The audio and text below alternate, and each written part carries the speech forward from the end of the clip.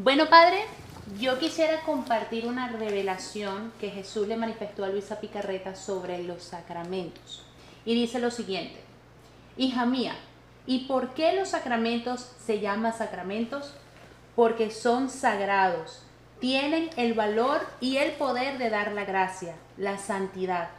Sin embargo, los sacramentos actúan según las disposiciones de las criaturas, tanto que muchas veces incluso quedan infructuosos, sin poder dar los bienes que contienen.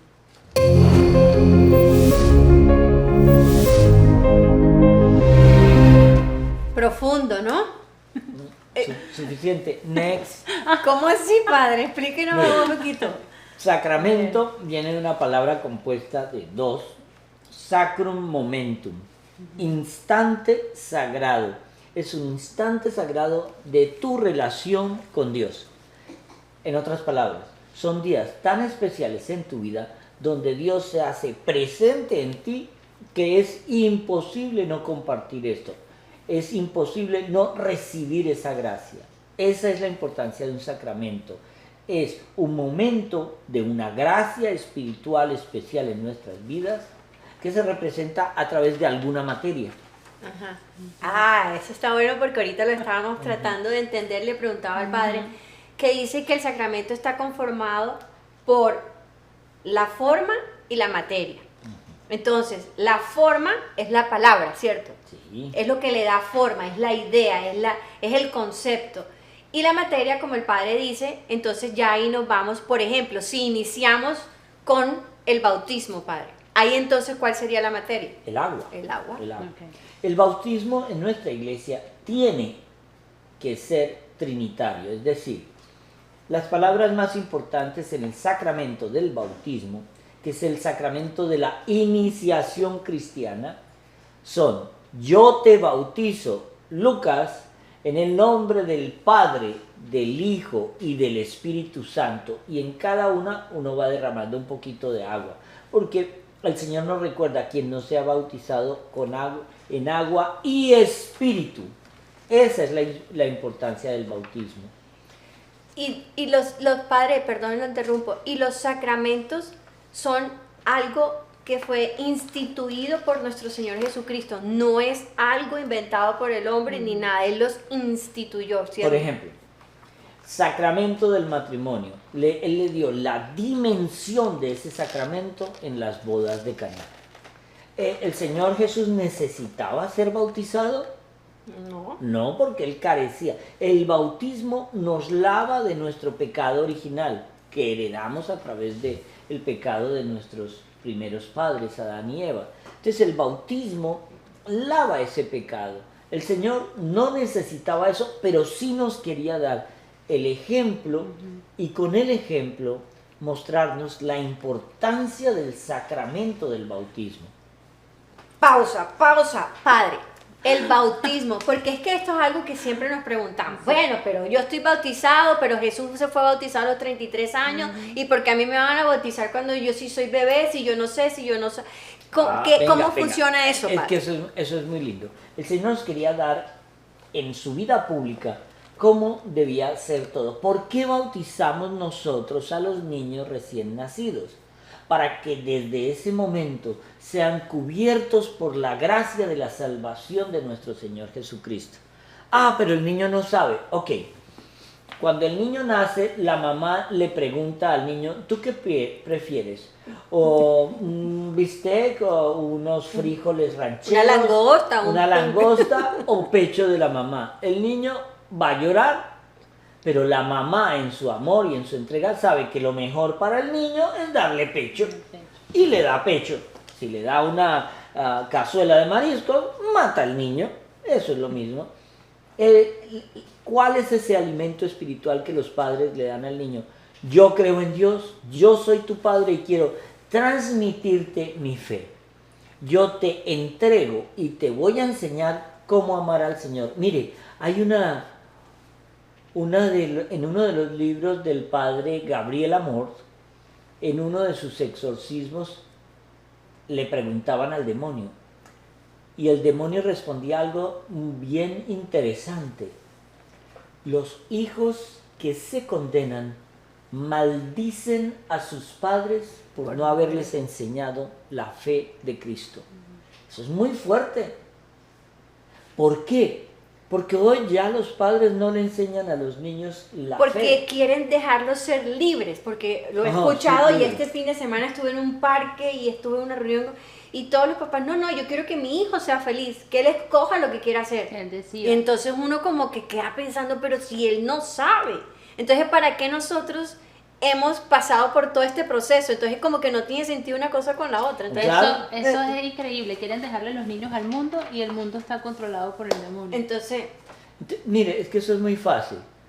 Pregúntale a un niño de 5 años si él quiere estudiar matemáticas. no, ¿quiere ir al colegio? No. ¿Qué quiere hacer un niño a los 5, 6, 7, 8? Metidos ahorita en iPad viendo YouTube y haciendo cosas. jueguitos y todo eso.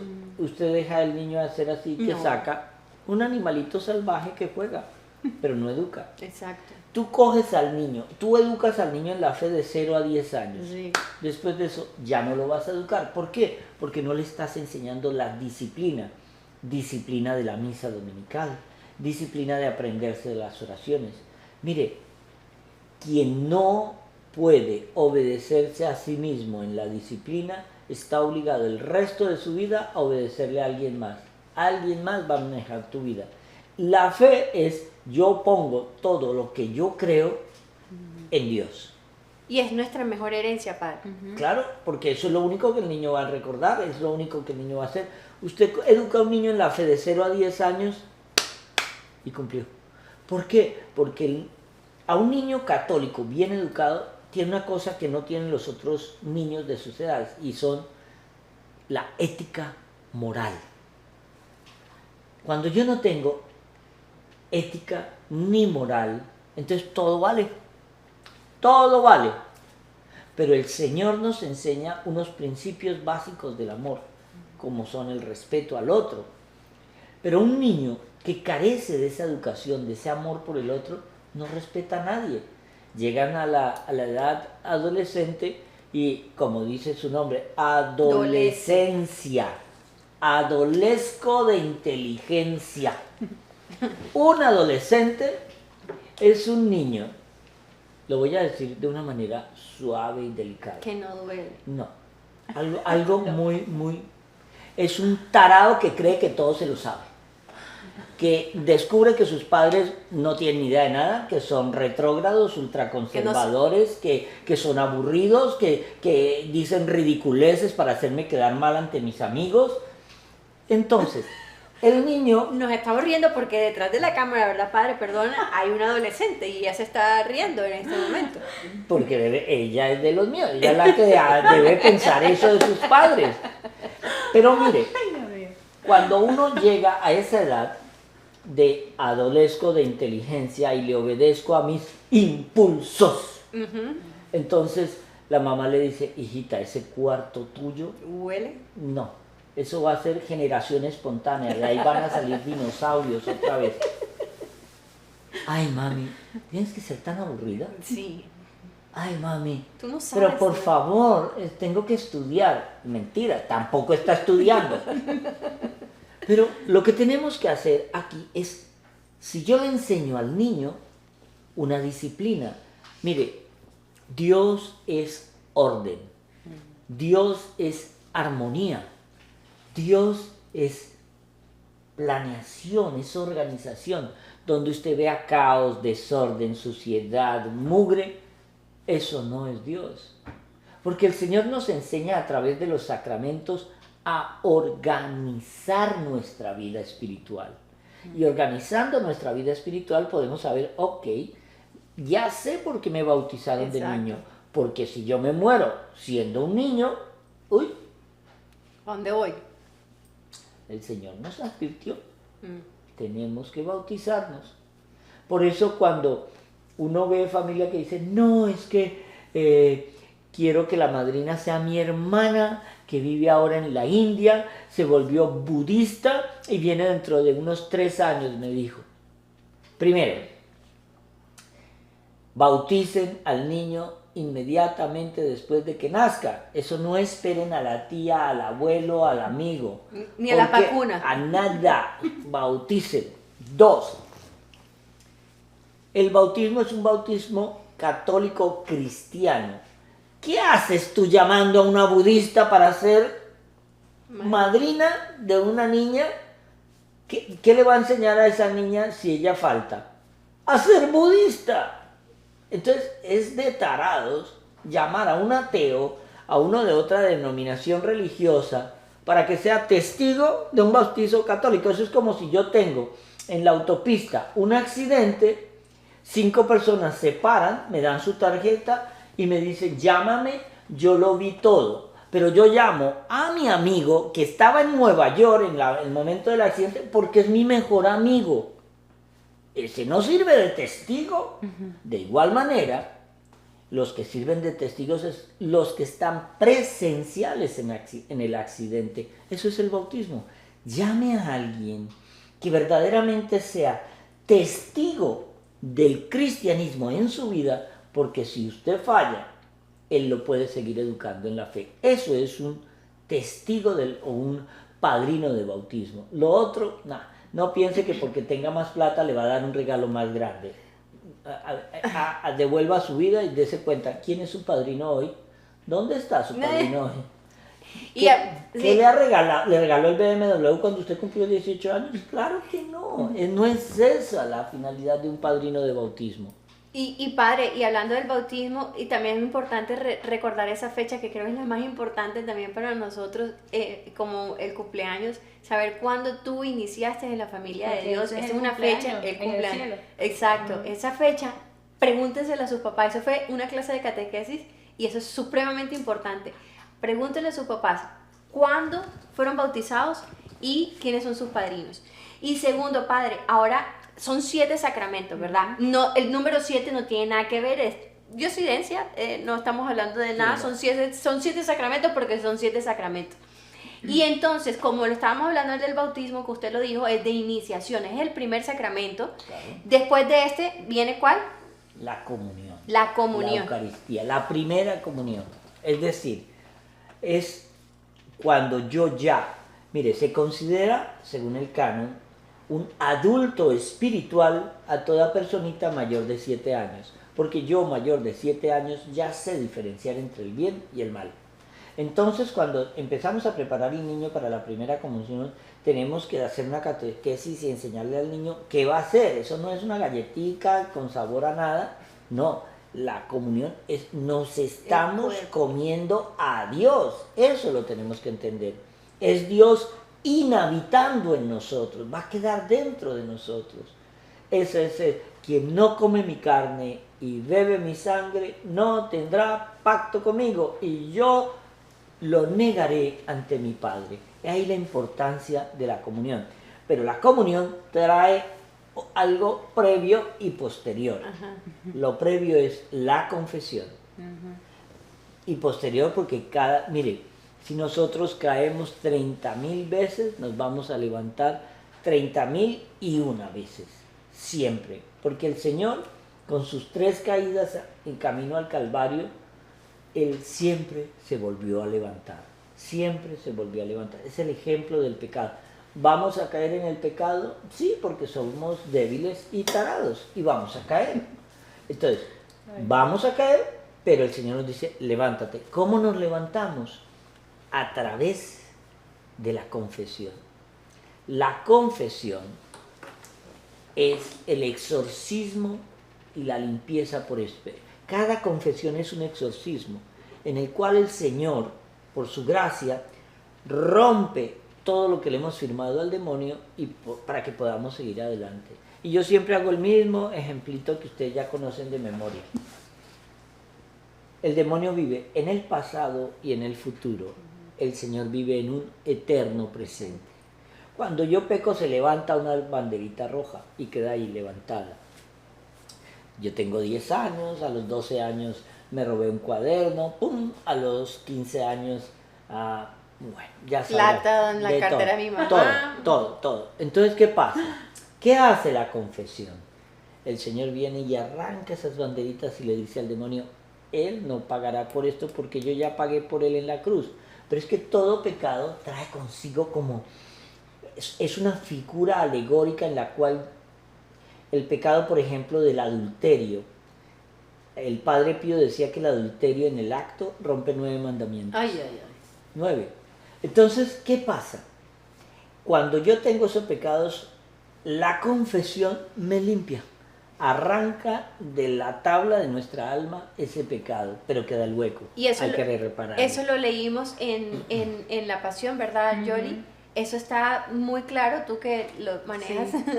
Sí, básicamente Jesús le explica a Luisa Picarreta que él vino, la finalidad es para que reinara la divina voluntad, pero el primer paso es la redención. Y eso es lo que Padre Osvaldo estaba diciendo cuando dice que él agarra esa banderita y dice, ya yo redimí, ya yo reparé por esto. Él no se condena, se pudiera decir, o no. No, esto forma parte de otra ecuación, pero por lo menos la confesión te limpia. Mire, cuando el sacerdote le dice, te perdono de tus pecados en el nombre del Padre, del Hijo, del Espíritu Santo, yo siempre le digo a la gente, ahora tienes una vestidura blanca, eres un niño de 2 años, no la empuerques. Y bueno, y ahí volvemos otra vez a la materia y a la forma, porque esas palabras que también en la misa el sacerdote proclama, que están en el misal, tienen que ser textuales. Por eso no es algo que el sacerdote dice, es algo que el Señor Ahora, dejó. ¿Ah? Yo tengo una pregunta ahora que ella está diciendo eso. Cuando usted da la absolución, hay una penitencia que hay que hacer. Si no se hace la penitencia, ¿uno queda absuelto del todo o hay...? O a medias. Mira, o sea, yo me comí todo el sancocho, pero no pagué la cuenta. Sí, como que no se terminó, pues. Entonces, bueno, la penitencia se llama penitencia porque es el castigo, es el acto punitivo que me permite a mí recibir toda la indulgencia. Okay. Entonces, yo siempre, casi todos mandan a decir, rézate un Padre Nuestro, un Ave María. No, yo creo que la penitencia debe ser algo que me dé sabiduría y conocimiento. Yo siempre mando a leer un pedacito de la Biblia y a algunas personas les da pereza y no lo hacen y vuelven a los tiempos a confesarse, leíste, no padre, ok. Eso es pecado, ¿no? Claro, porque no está cumpliendo la No penitencia. estás cumpliendo la penitencia. No es cuestión de pecado, no pecado, es cuestión de que no estoy cumpliendo la penitencia. No estoy recibiendo. No estás haciendo la tarea que te mandaron a hacer Como la reparación. para reparar. Para reparar. Entonces, el perdón de la confesión, el Señor lo perdona todo, siempre y cuando te arrepientas. Me acuerdo una anécdota de un sacerdote que le decía, se confesaba a un señor y le decía, padre, acúsame de que he matado a mi mamá. Muy bien, hijito, no lo vuelvas a hacer. Padre, es que solo tengo una. Parece un chiste cruel, pero es que es verdad. Nosotros tenemos que entender que la clave de la confesión es el arrepentimiento. El Señor que nos pide arrepentimiento, el demonio que nos da culpabilidad. El demonio quiere que nos sintamos culpables e indignos de la salvación a toda hora. Y el Señor quiere decir, arrepiéntete, yo te perdono y te hago, a través de mi perdón, te hago digno de estar conmigo. Esa es la Sí, confesión. qué increíble que hay mucha gente que dice, eso no tiene perdón de Dios. Uno ya no debería decir eso. No, nunca. no. Si Dios perdona todo. Todo. Todo es todo. El único pecado que Dios no perdona es que pensemos que hay Que no un nos va a pecado perdonar. que Dios no perdona. Y Exactamente. ese es un pecado contra el Espíritu Santo. Entonces, hemos hablado de que hay 7 sacramentos. Iniciamos con ¿Bautismo? los 3, que son bautismo, confesión y Eucaristía, que se les llama como los sacramentos de iniciaciones. Vamos a decir que eso es lo que nosotros como padres tenemos que ir llevando a nuestros hijos, que podría llegar más o menos como un poquito antes de la... Hace falta uno que es muy importante, que es el de la confirmación. Pero ese es después, Sí, ¿cierto? claro. Entonces, Cuando ya llegas tú a la edad, por ejemplo, de Sarita, de unos 14 años, Ajá. entonces Sarita ha descubierto que no soy tan inteligente como creía, y mi papá y mi mamá tienen razón. Entonces... Eres una buena adolescente, una buena niña, se los prometo. Sí, sí, sí. Sarita es la que maneja la cámara. Es nuestro Aunque ego. ustedes no la crean, tiene 14, 13 años. 12. 12. Y es la que maneja esto. Pero bueno, a lo que vamos con la confirmación. ¿Qué es la confirmación? Su nombre ya lo dice. Confirmo mi fe. ¿Qué estoy confirmando? Por un lado, cuando me bautizaron, yo no tenía uso de razón. Era un bebé que solo hacía necesidades y pedía comida. Pero en la confirmación, yo ya tengo 13, 14 años, confirmo primero que sí creo en el bautismo. Y segundo, el Señor me regala el Espíritu Santo en ese momento. El otro día recibí a un niño que le estaba, bueno, ni tan niño, tenía como 15 años. Y me decía, padre, yo no me quiero confirmar. ¿Por qué? Es que a mí me están obligando. No se confirme. Es que la confirmación, los sacramentos, de alguna manera tienen que ser voluntarios. A mí no me pueden poner un revólver en la cabeza para decir, confírmese. Como tampoco te pueden poner un revólver en la cabeza para decirte, tiene que casarse con ese muchacho. ¿Por qué? Porque ya ese sacramento es inválido. La confirmación Es algo ya como más... es ya la persona diciendo, yo confirmo mi bautismo y sí creo en lo que mis padres de chico me enseñaron. Y en ese momento se abre el descendimiento del Espíritu Santo. Es un sacramento en el cual el Espíritu Santo nos regala el don de la sabiduría para entenderlo mejor. Pero lo que decías tú al comienzo, un sacramento se abre a la persona en la medida en que la persona no solamente esté dispuesta, sino quiera abrirse a ese sacramento, a esa relación personal e instantánea con el Señor. Es que lo que hablábamos ahorita, y es que es necesario, porque no solamente podemos vivir de la espiritualidad.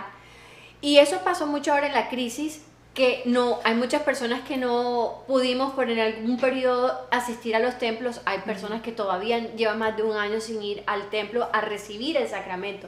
El Papa y muchos sacerdotes han insistido en esto de que es necesario el sacramento, porque no solamente podemos vivir de nuestro, no, yo creo en Dios, yo hago mis oraciones, yo veo la misa por no sé qué. No, el sacramento es necesario, ¿verdad? Lo que pasa es que hay algo muy bonito, que tenemos la fortuna de tener un guía espiritual que nos instruye en este caminar, y él siempre nos ha explicado, Jesús vino a establecer los mandamientos y los sacramentos, pero los sacramentos, que eso es lo que él siempre nos explica, son las herramientas que nos ayudan a cumplir esos mandamientos. Y el amar a Dios sobre todas las cosas, el valor de la Eucaristía, todo es una armonía espectacular que tenemos ahí. A veces no sabemos valorar y nos desviamos. Es como lo que dijo el padre al principio, es la materia. O sea, tenemos la forma, que es la palabra, pero necesitamos la materia para que sea ese conjunto que nos va a ayudar, ¿no, padre?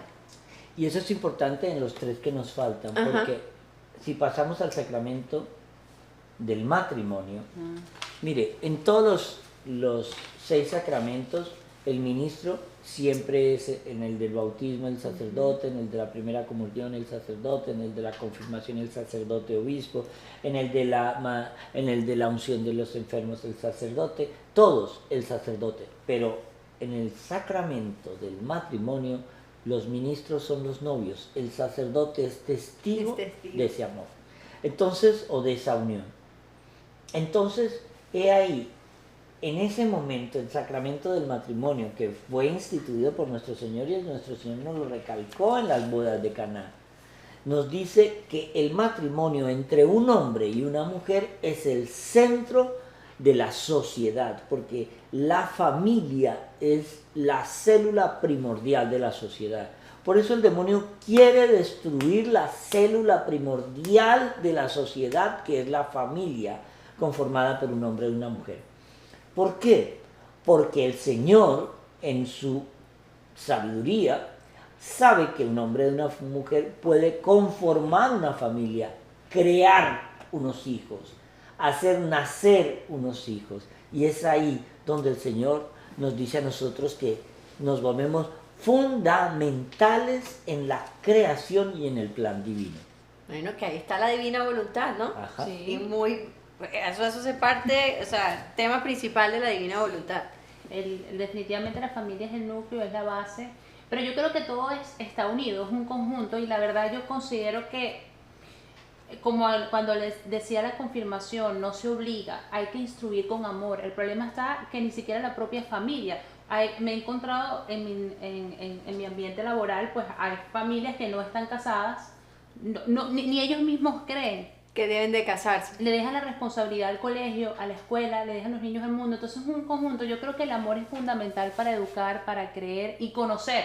Eso es también lo que dice la divina voluntad. No se puede conocer, no se puede apreciar algo si no se conoce. Tenemos que conocer nuestros sacramentos, tenemos que valorarlos y apreciarlos para poder entender el significado de la gracia que nosotros recibimos cada vez que el comulgar nuestra alma.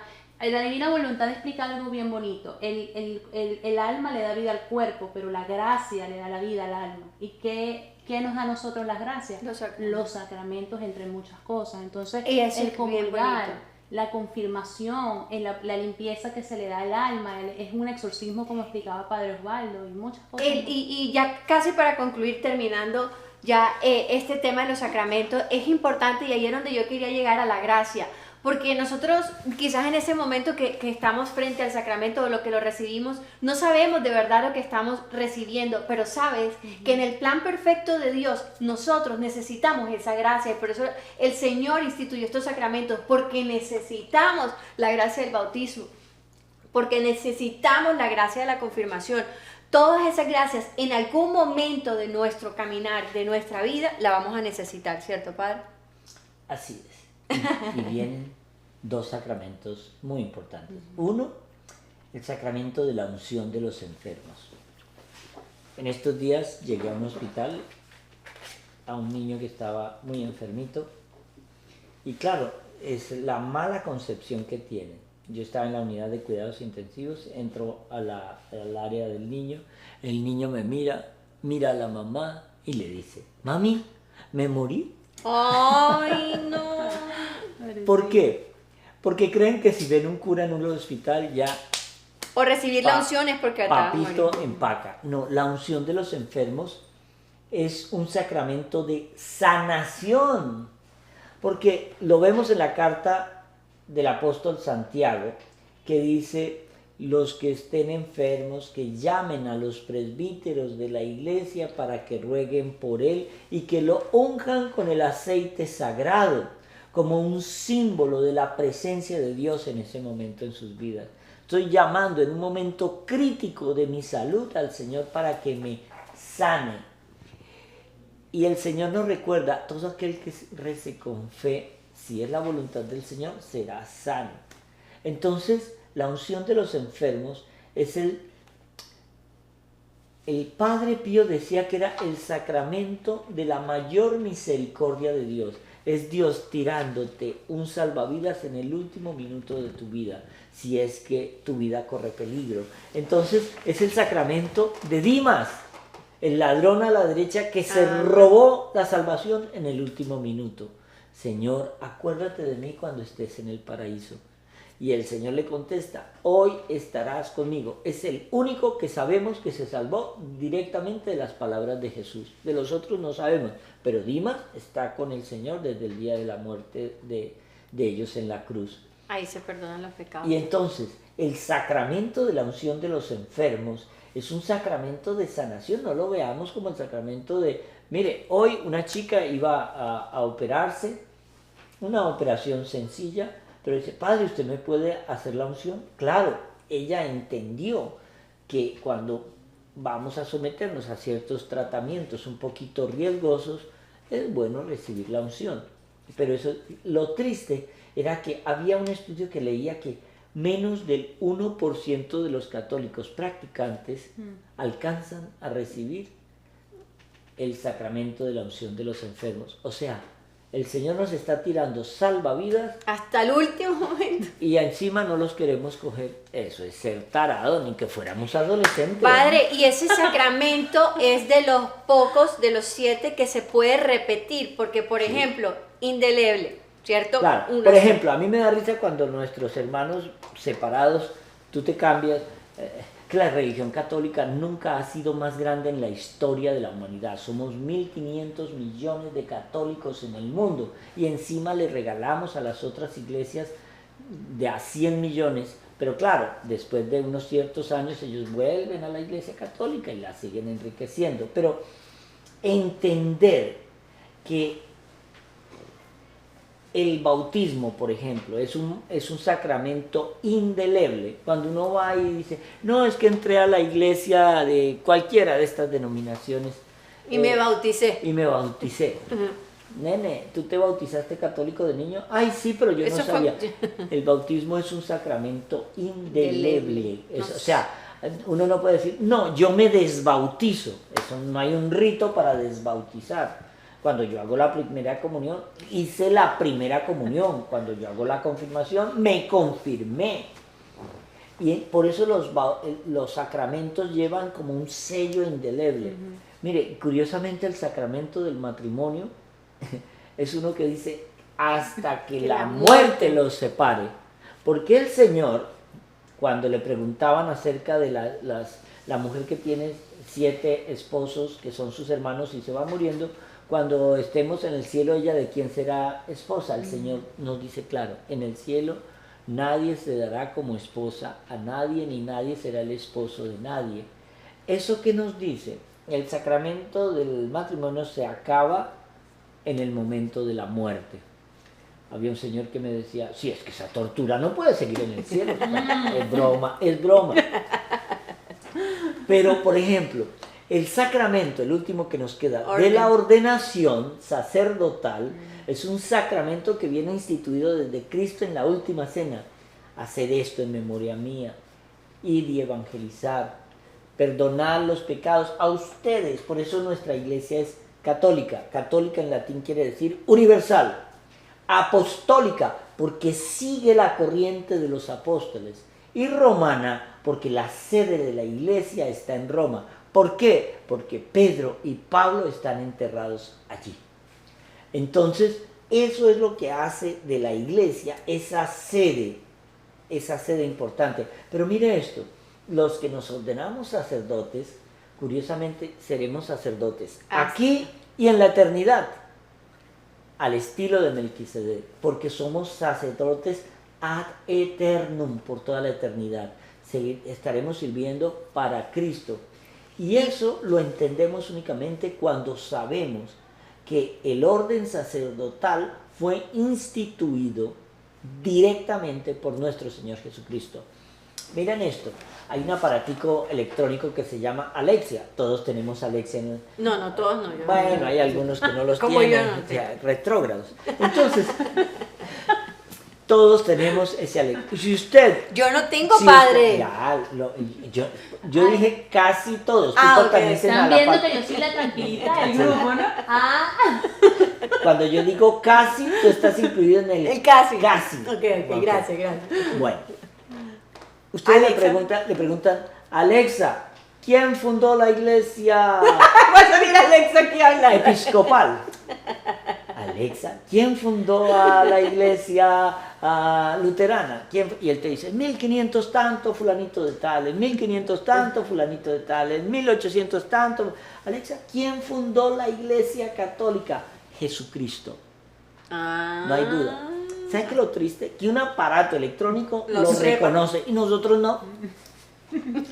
Y el Señor es el quien nos va diciendo y marcando los sacramentos. Los sacramentos, como tú lo dijiste, son esos salvavidas que el Señor nos tira para que podamos subsistir en el mar del mundo y cumplir sus mandamientos. Qué hermoso tema. Padre, una pregunta que me queda. Si el sacerdote decide no ser más sacerdote católico por X y razón, ¿sigue siendo sacerdote a pesar de que se vaya a otra Manos iglesia? quedan ungidas ad eternum. Inclusive Y en se el va, infierno. Luisa decía algo, un día el Señor lleva a Luisa, que esto forma parte de una revelación privada. El Señor lleva a Luisa a mostrarle el infierno. Y cuando Luisa entra con el Señor al infierno, ve que que unos demonios se tiran encima de unas almas que están en ese mar de fuego y le dicen, le pregunta a Luisa, Señor, ¿por qué esas manos brillan de esa manera tan intensa en el infierno y atraviesan los cuerpos de los demonios? Hijita, son las manos de los sacerdotes que se condenaron. Wow. Y brillarán en el infierno por toda la eternidad por el solo hecho de haberme tocado. La consagración, ¿no? Sí. O sea, Entonces, bueno, ese va a ser el siguiente tema, padre, porque ya fíjate, vamos a terminar, a concluir. Hasta aquí se nos alargó un poco, pero de verdad que vale la pena entender un poco más sobre los sacramentos. Y padre, me gustaría que en el próximo show que viene después de este, pues hablaremos de eso, explícalo un Lo que poquito. significa el agua bendita, el vino. Pero no, también de las señales de los tiempos y cómo vamos identificando y cómo será ese final, padre. Los sucesos. ¿Cómo serán los sucesos que nos van a... ¿Ustedes ya lo saben? Pues Luisa Picarreta... Me lo vas a contar. Bueno, se los vamos a contar en el próximo programa. Muchísimas gracias por estar aquí con nosotros. Disculpe que hablamos mucho hoy, pero bueno, gracias por estar aquí apoyando esta causa tan bonita que es evangelizar, padre. Muchísimas gracias también por su tiempo. Y bueno, gracias. Suscríbanse, no olviden siempre, muy importante, suscríbanse, denle compartir porque evangelizar es nuestra primera misión. Así hicieron los apóstoles y así debemos hacer todos nosotros. Y compartir es evangelizar. Miren, si ustedes, por compartir o por llevar la palabra del Señor a una persona, y esa persona se convierte y se salva, péguese a ese tren para que usted se salve. El Señor los bendiga, los proteja de todo mal y peligro, y los coja confesados. En el nombre del Padre, del Hijo y del Espíritu Santo.